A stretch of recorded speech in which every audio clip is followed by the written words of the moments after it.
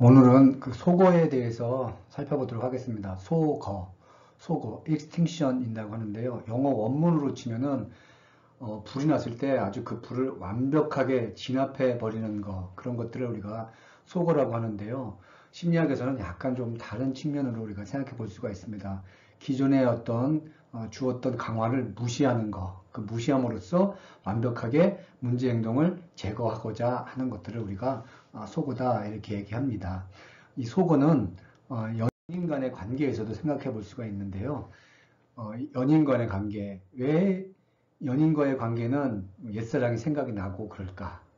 끝난 사람이 옛날에 생각이 난다. 이거 속어의 측면에서 생각해 본다면 뭐라고 할 수가 있을까? 이거 답을 아는 분들은 나름 공부를 열심히 하신 분이라고 생각할 수가 있습니다. 왜 옛사랑이 생각이 날까? 끝났잖아요. 끝났는데도.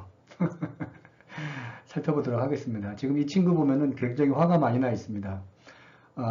원래부터 이런 성격으로 태어난 성학살적인 관점에서 보면 이렇게 화를 잘 내고 남을 때리려고 하는 뭐 그런 성학살의 인간일 수도 있지만 무언가 불만이 있어서 이럴 수가 있겠죠. 이것도 속어로 설명을 해볼 수가 있을 것 같습니다. 굉장히 화가 많이 난 이 친구인데요. 누굴 때리려고 그러고 돼요. 바들바들 떨고 있네요. 죄송합니다. 속어로 설명할 수가 있으면은 연인 관계, 인간의 어떤 그 관점, 한비자의 관점이라고 할 수가 있을 것 같은데요. 이런 부분을 설명할 수 있으면 속어에 대해서 공부를 잘 하신 분이라고 볼 수가 있습니다. 속어의 정의부터 생각해 보도록 하겠습니다. 속어, 강화된 특정 행동에 의도적으로 더 이상 강화를 제공하지 않음으로써 행동 발생을 줄이는 것입니다. 행동의 발생을 줄이는 것이 목적이죠. 의도적으로 더 이상 뭐를요? 강화를 제공하지 않는다. 어떻게? 의도적으로. 어디에? 이미 강화된 행동에.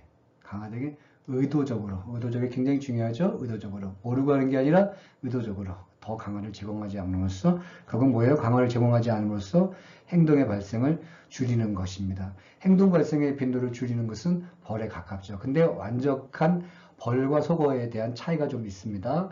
벌은 사람이 어떻게 뭡니까? 감정을 굉장히 손상을 시키면서 할 수가 있는데요. 속어는 그러한 면에 있어서 벌보다는 굉장히 약한 단계의 감정 상태가 될 수는 있을 것 같아요. 자, 아무튼 나중에 설명을 또 드릴 수가 있겠고요. 속어와 벌에 대해서. 속어 저항이라고 하는 것. 이거 보면 레지스탕스라고 돼 있어요. 레지스턴스 to extinction이라고 하는데 이걸 쉽게 얘기하면 프랑스 레지스탕스, 저항군이죠. 저항군. 레지스탕스, 영어로는 레지스턴스 to extinction이라고 하고 있습니다. 속어 진행대 저항하는, 속어에 저항하는 거죠. 너 더 이상 강화를 제공하지 않아서 이제 더 이상 이렇게 내가 학생 입장에서 땡깡을 부려야 의미가 없다. 더 이상 땡깡 부리지 않겠다. 이렇게 되는데 그런 속어가 진행 중일 때 이게 일정한 시간 동안 오랫동안 지속되니까 혹시 내가 땡깡을 중간에 줄여보면 다시 원래대로 나한테 관심을 기울여 줄 수 있는 거 아니야? 라고 해서 중간중간 속어 진행 중일 때 이전에 했던 잘못된 행동, 어떤 소멸되기 원하는 그런 행동을 하는 것을 우리가 속어 저항이다. 이렇게 이야기할 수가 있습니다. 속어 저항, 레지스탕스, 프랑스 레지스탕스 생각하면 됩니다. 속어 진행 중일 때 이전의 행동을 지속하면서 저항하는 것을 얘기합니다. 저항한다는 건 뭡니까? 항상 뭐예요? 힘들다는 걸 얘기해요. 그러니까 속어를 한다는 것은 저항군이 있는 거야. 속어 저항하는 내 편이 아닐 때의 저항이 있는 힘들다. 속어라는 것은 속어 저항이 있기 때문에 힘들다. 벌은 한번 그냥 야, 너 해 이렇게 할 거야 하기 때문에 효과가 빨리 날 수 있는 부분에 이건 벌처럼 효과가 금방 나타나지 않지만 이건 저항이 있기 때문에 인내를 갖지 않으면 어렵다. 이런 것을 속어 저항이라는 측면에서 우리가 알 수가 있을 것 같아요. 저항이 심각해지는 것을 우리가 burst라고 얘기합니다. extinction, burst. 그거는 뭐냐면은 오히려 첫 번째 일단은 그런 문제 행동에 비해서 훨씬 더 심각한 행동을 나타내는 것을 속어 폭발이라고 하죠. 처음에는 속어의 저항일 때는 말만 안 했어요. 부모가 뭐라 말만 안 했어. 근데 속어 폭발로 해서 말만 안 하는 게 아니라 주먹으로 뭘 뚜드려 부시는 것까지 나타났다. 이렇게 하면 이건 속어 폭발이라고 해요. 이건 속어 발작이라고도 하는데 발작이라는 단어가 그렇게 편해 보이는 단어가 아니죠. 그래서 저는 속어 폭발이다. 이렇게 얘기하는 게 좋을 것 같습니다. 자발적 회복. 참 이런 말 좋은 말인데 참 여기 속어에서는 별로 바람직하지 않은 표현으로서의 용어예요. 이 속어가 있어요. 속어라는 건 뭡니까? 일정한 시간, 일정하게 강한을 제공해 주지 않으니까, 일정하게 강한을 주지 않으니까, 더 이상 하지 않겠다. 근데 이제, 어느 정도 시간이 진행된 후에, 어느 정도 시간이 진행된 후에, 요런 상황에서 그때 내가 한번 땡깡을 부려봤더니, 관심을 가져줬더라. 그래갖고, 속어가 거의 진행된 이후에, 유사한 상황에서 속어되기 이전에 그 행동이 다시 출현하는 것을 속어와 관련한 자발적 회복이라고 얘기할 수가 있습니다. 자발적 회복일 때는 속어 폭발과 같이 강력한 반발은 동반하지 않습니다. 살짝 이렇게 해보는 거죠. 나 이렇게 한번 해봐. 그때 땡깡 부린 거보다는 약하지만 관심 끄는 정도의 행동을 해봐. 이게 자발적 회복이죠. 이 자발적 회복도 그럴 때 너 왜 그때 안 그러던 짓을 또 하고 있어? 이렇게 얘기하면 이건 강화가 되는 겁니다. 여라 이거 봐라. 내가 이러니까 관심 가져주네. 이렇게 되기 때문에 이 자발적 회복이 있을 때도 완벽하게 뭡니까? 더 이상 관심이나 뭐도 끌어주면 안 됩니다. 그렇게 해야 완벽한 속어에 이를 수가 있습니다. 속어 저항, 속어 폭발, 자발적 회복. 요 네 가지. 연애할 때도 마찬가지죠. 연애하다가 관심이 좀 식었어요. 그래서 관심을 제공하지 않았어. 그러면 나한테 관심을 기울여 주지 않으니까 그 전에 이상한 행동을 좀 하게 되는 거죠.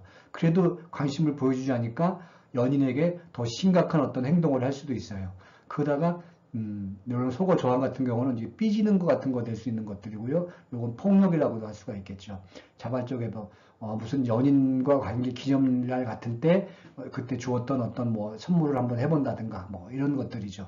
자발적 회복을 위해서 하는 것들입니다.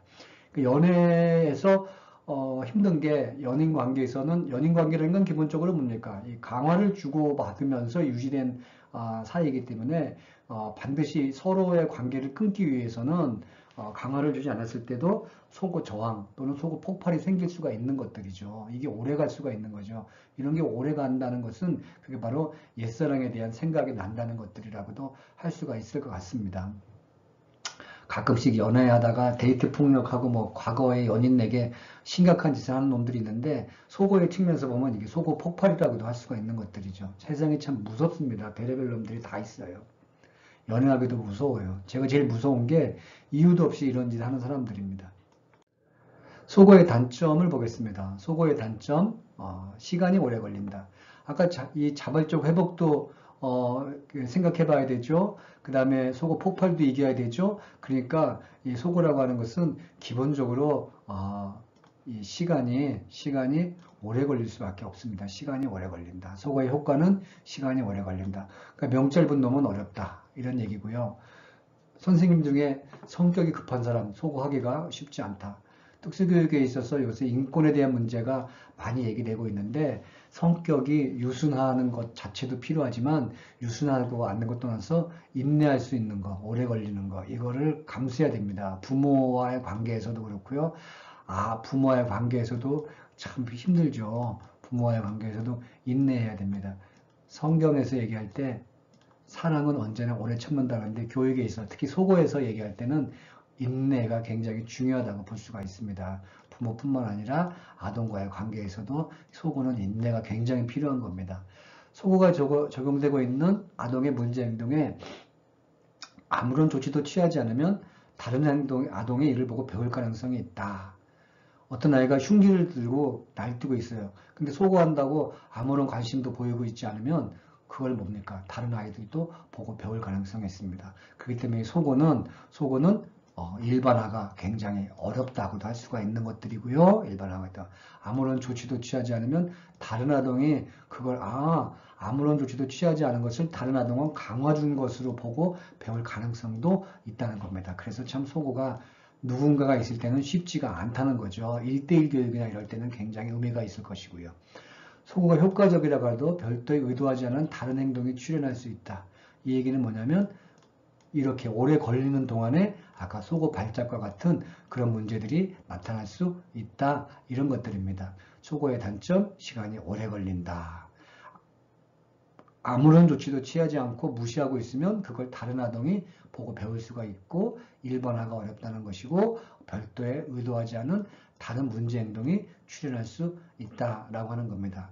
이와 같은 점을 고려할 때 소고 적용은 낮은 수준에 심각한 수준은 소고하면은 오히려 자해 행동을 하고 있는데 소고한다. 이거 쉽지 않습니다. 그 자해 행동하는 거에 수준이 아주 낮은 정도면 모르겠는데요. 심각한 수준의 자해 행동은 소고로 보고 있으면 윤리적인 측면에서도 문제가 있을 수 있기 때문에 참 조심스럽죠. 낮은 수준의 덜 심각한 문제 행동을 감소시킬 때 적절한 방법이라고 할 수가 있습니다.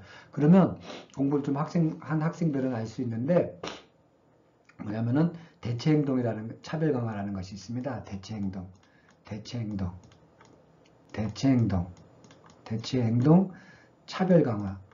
차별 강화라고 하는 것이 굉장히 중요하죠. 차별 강화에서는 반드시 무엇을 필요로 하냐면요. 소고를 필요로 합니다. 소고의 효과에서 그러면 차별 강화와 관련해서 한번 생각해 본다면 차별 강화가 무조건 다 좋은 거냐? 한번 생각해 보면 대부분 뭡니까? 차별 강화는 강화 플러스 뭡니까? 소고가 있어야 되는 거죠. 대부분 보면 낮은 수준의 덜 심각한 문제 행동 강도시킬 때에 이런 차별 강화들도 좀 더 효과가 있는 거지 엄청 심각한 거에는 소고를 적용한 이런 부분들은 엄청 심각한 것은 차별 강화를 쓰더라도 쉽지는 않을 거라고 할 수가 있는 것들입니다. 사실 우리가 볼 때 특수교육이 힘든 게 뭡니까? 특수교육이 힘든 게 이론처럼 그렇게 여기 지금 몇 분 설명하는 것 같은 걸로 문제가 해결된다면 얼마나 좋겠습니까? 그리고 교사가 그렇게 한동안 하더라도 학교에서는 잘했는데 집에 가서는 안 되고 있고요. 그게 오히려 더 큰 문제로 작용하는 경우들도 많이 있어요. 시간이 오래 걸릴 수 있다. 그래서 목표를 너무 많이 높게 잡으면 교사가 힘들 수가 있습니다. 제가 제일 중요시하는 부분, 특수교육은 시간이 오래 걸릴 수 있다는 겁니다. 여러분이 무능하다, 유능하다, 그걸 효과가 금방 나타난다, 안 나타난다, 이걸로 생각하시지 말고요. 오래 걸릴 수 있다. 최선을 다하는 노력들이 필요하다. 이렇게 볼 수가 있습니다. 소고의 장점입니다. 소고는 여기 보면 알 수 있듯이 부정적인 소리, 부정적인 자극을 하지 않고도 부적절한 행동을 감소시키는 효과가 있다라고 하는 겁니다. 잔소리, 쓸데없는 관심을 안 가는 거죠. 체벌이나 잔소리 등 불필요한 관심을 제공하지 않으니까 불필요한 마찰이 줄어들 수가 있는 거죠. 학생과의 불필요한 마찰이 줄어들 수가 있습니다. 부정적인 자극을 제공하지 않으니까. 그래서 부정적인 자극을 제공하지 않고도 불필요한 마찰이 생기지 않고 부적절한 행동을 줄일 수 있다. 이런 얘기입니다. 그렇기 때문에 자연스럽게 뭡니까? 자연스럽게 상대적으로 학생과 교사의 관계가 지나치게 악화되지 않을 수 있다. 여기서 상대적이라고 하는 것은 뭡니까? 체벌에 비해서 관계가 지나치게 악화되지 않을 수 있다라고 하는 겁니다. 사실 극단적이게 하면은 효과도 극단적으로 있지만 관계도 극단적이 될 수밖에 없는 것이라고 할 수가 있겠죠. 그다음에 굉장히 중요한 부분이 있습니다. 효과가 완만하게 나타난다. 효과가 금방 나타나지 않아요, 소가. 근데 일단 소고가 이루어진다는 건 소고 저항을 이겨낸 것까지죠. 자발적 회복까지 그런 것이 없어지면 그 효과는 벌과 달리 비교적 오래 지속된다. 완만하게 나타나지만 요거는 뭐예요? 완만하게 나타나는 건 단점일 수 있어요. 소고의 효과는 느리다 이런 얘기예요. 그렇지만 비교적 오래 효과가 지속될 수 있다가 장점이죠. 그 다음에 차별 강화와 함께 사용되면 긍정적 행동 지원의 효과를 높여준다. 이런 얘기 할 수가 있습니다. 소고의 장점입니다. 지금까지 우리가 소고에 대한 부분, 소고의 정의, 소고 저항, 속어 폭발, 그죠? 자발적 회복, 속어의 단점, 속어의 장점, 이렇게 생각해 보았습니다. 핵심은 불필요한 마찰이 되어질 수 있는 자극을 주지 않고도 부적절한 행동을 감소시키는 효과가 있는 것들이고요. 그러기 위해서는 이 자발적 회복이 되어지거나 속어 저항, 속어 폭발을 이길 수 있는 그런 것이 나타나는 것은 자연스럽다. 그러니까 내가 올바른 어떤 바람직한 행동을 가르치기 위할 때 상대는 그거에 저항하는 마찰이 있다라는 것을 인정하면 좋을 것 같아요. 당연하구나. 그렇게 생각하면 오히려 아이를 지도하는데 애들이 문제 행동을 일으키는 것 자체가 교사의 입장에서는 안 그럴 수 있구나 라고 시작해야 덜 힘들 수가 있을 것 같습니다. 그래 현명한 당연히 나타날 수 있는 거라고 보면 왜 얘만 문제가 있어? 이렇게 생각하지 않을 것 같아요. 효과가 더디 나타날 수 있지만 이게 속어 저항 폭발을 이겨나가고 자발적 회복을 이겨나가면 효과가 오래 갈 수 있다는 거 보면 우리가 교육을 한다는 것은 벌써 유치원부터 고등학교 3학년까지 대학교까지 쳐도 어떤 거 하나 가르치기가 어려운데 그건 뭐냐면 속어 하나를 제대로 못해서 그럴 수도 있다고 본다면 너무 많이 가르치는 거 이것도 중요할 수 있겠지만은 어떤 거 하나라도 인내를 갖고 잘 가르치는 거 그것이 인생에서 좋은 의미일 것 같습니다. 거꾸로 한번 생각해 봅시다. 좋은 습관 몇 개 가지고 있으면 그거 자체가 인생을 행복하게 할 수 있는 것 같죠. 마무리합니다. 연인과의 관계에 있어서도 마찬가지죠. 좋았던 사이 서로 강화를 주고받다가 강화가 별로 이제 의미가 없어지면 강화가 뜸해지고요. 또 소원해질 수가 있고요. 그러다 보면 서로 강화를 받기 위해서 속어에 대한 저항, 발작이 하지 말자. 속어 폭발, 뭐 자발적 회복, 뭐 이런 것들이 식었다 더웠다 가다가 연인 관계가 끊어지기도 하고 또 다시 뜨거워질 수도 있고 뭐 이럴 수도 있습니다. 연인 관계를 속어로 설명할 수 있으면 재미있는 해석이 될 수 있고요. 학생 관계도 이렇게 설명해 본다면 밀당이라고 한다는 것 참 의미가 있다고도 볼 수가 있을 것 같아요. 여기까지 하겠습니다. 수고했습니다. 감사합니다. 아이고.